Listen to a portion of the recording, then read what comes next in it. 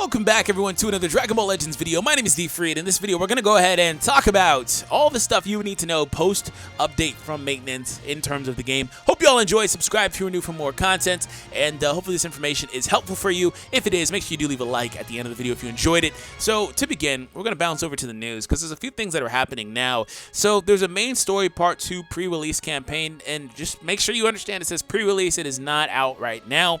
So, main story part 2 is coming in celebration. The following campaigns will be held from that period. So basically about a week. So we have about a week to do this. So make sure that in this time period, again, in this time period, make sure you are completing these things I'm going to talk about momentarily, as much as you would like to, of course. Anyways, bonus battles, which can be played once per day normally, are available for quote-unquote unlimited times during the campaign. Use this opportunity to get tons of experience and Zenny level up your characters all at once. So basically, you know how these stages, there's two different ones, but you know, the events, the two stages individually are limited to one run per day.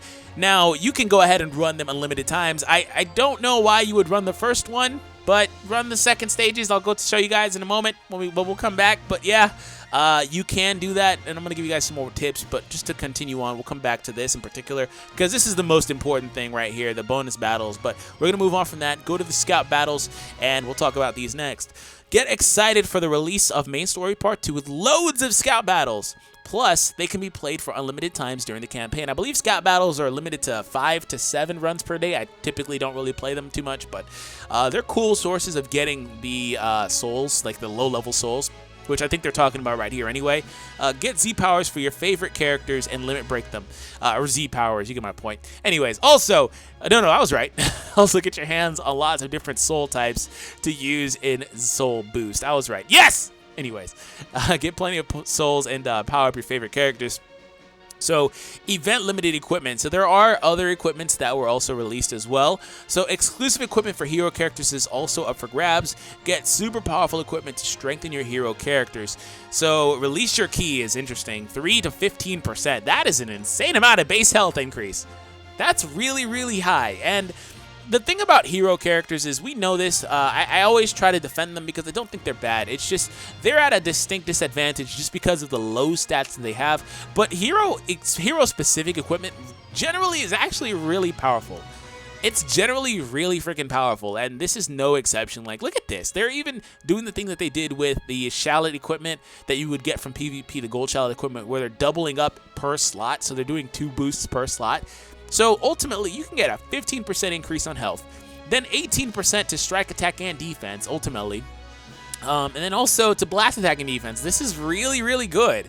So for anybody out there that likes using hero characters in particular, there are a few of them that I actually personally like building up myself. This is the type of stuff that you need to get done. So anyways, there's a chance to acquire equipment as drop rewards in battles. Each slot is guaranteed to have one ability assigned to it. To unlock slot 2 and beyond, you must upgrade your equipment. So yes, the very first one, slot 1, is already in effect whenever you get it, and otherwise you have to unlock the other 2 slots. So anyways, scout battles, these are all live right now, all of them. Important notes, Part 2 is not announced yet. It'll be announced at a later date. Event content, as well as event start dates and end dates may change without prior notice. Z-Power for characters acquired during this event can be also acquired in currently available for summon. And the currently available summon for details. Okay, yeah, whatever. So they're saying you can also get those characters in the summons. So speaking of summons, the Ultra Space Time Summon number 1 has returned. That's different. I didn't know that they would bring this banner back. I didn't really see much of a reason to bring it back, but they did. So anyways, there's an added catch to this banner. Ultra Space Time Summon number 1 is returning for a limited time. The consecutive summon comes with an Ultra Summon Ticket number 1 bonus.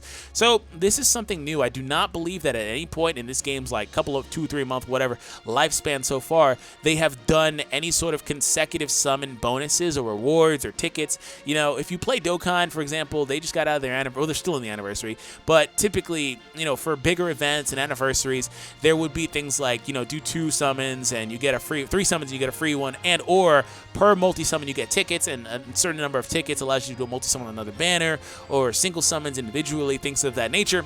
So we're starting to see a little bit of an incentive here, but this one's pretty cool because it's just flat out not a chance to get, you know, a hero or extreme, just flat out sparking character. So that's pretty cool, I will say. And again, I think this is the first time they've implemented something like this in the game, so that's something to keep your eye on going forward to see how they improve this type of thing in the game.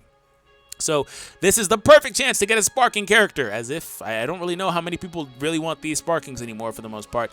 Let me know in the comment section down below if you actually want one of these sparkings anymore, because if you didn't know, these characters are all free to play technically, because you get them by completing the Z level up. So ultimately, I'll show you guys that in a moment too. Ultimately, the higher you get up in Z levels, you get Z powers for all of these characters. So eventually you'll get all of them.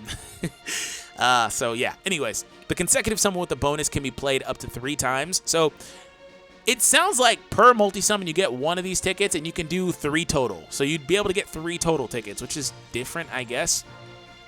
Previously obtained Ultra Summon ticket number 1 can be used in the Sparking Rarity Guaranteed Ultra Ticket Summon. Previously obtained. So last time they had this ticket, which is like a couple months ago, basically, you could use that if you still had it. I thought that would have expired. That's what it sounds like they're talking about here. Anyways, they talk about the sparking characters here and what makes them good. Event content as well as start dates are subject to change. Please restart. The summon can be used by consuming chrono crystals, character Z powers, yada yada. If possible to receive duplicate. Okay, whatever. We already know all that stuff.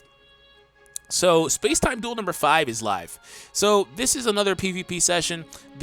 Now they're dropping this Trunks. He's actually really good. Like, I think that the characters that they drop for running those stages are generally pretty good. I think that the Krillin was kind of slept on, but overall I think this character is really, really good as an option. Also, to go along with that, we have a new Hybrid Saiyan exclusive support. So I don't know why this wasn't a thing prior to the Hybrid Saiyans being the boosted characters. Last PvP session, the Hybrid Saiyans were the boosts. Don't know why this wasn't a thing prior to that, or at least during that period. This would have helped out tremendously for characters like Pan, who I believe can only literally equip 1 equipment right now. 1. And it's like a really crappy one. So base blast attack, base strike defense, and base critical. At least a 5% increase to base critical.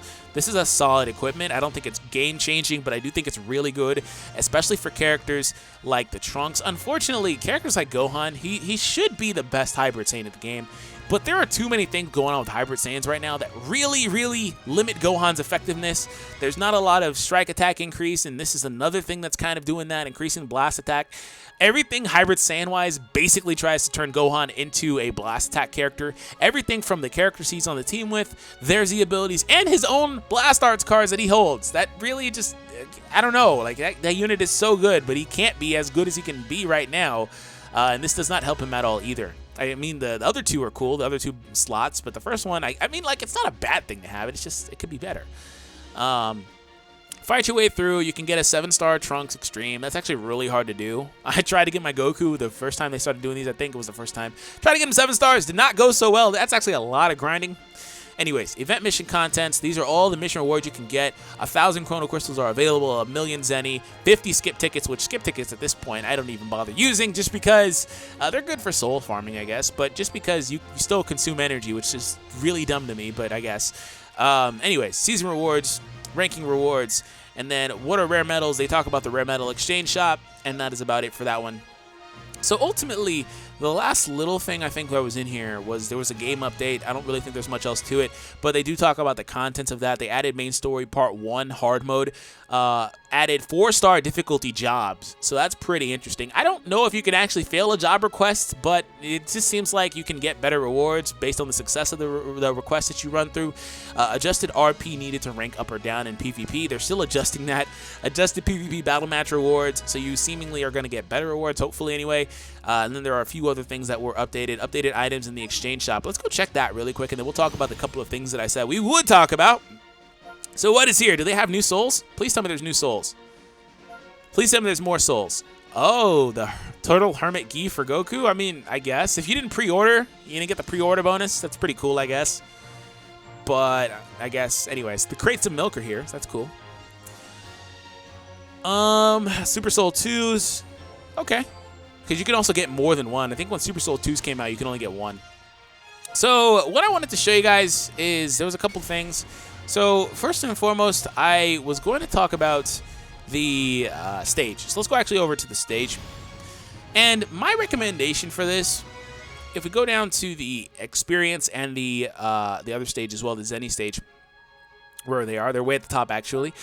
Do not run Chapter 1. Don't know why you would want to run Chapter 1 for the most part. Chapter 2 is just always better. The only reason you would want to run Chapter 1 is if you can't beat Chapter 2 for some reason, but you literally get more than double the experience for running Chapter 2 if I recall correctly. The biggest issue with these is that they use 5 energy for some reason.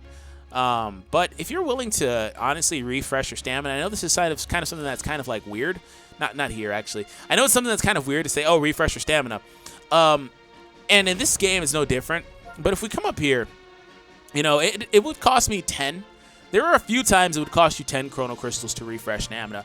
If you truly want to go ahead and get these characters farmed up and get your Zenny and all that you would need, you know, I would recommend doing that. But ultimately what winds up happening is after a few refreshes, it gets to a point where it starts costing more Chrono Crystals. I think it gets to 20 and then more than that afterwards.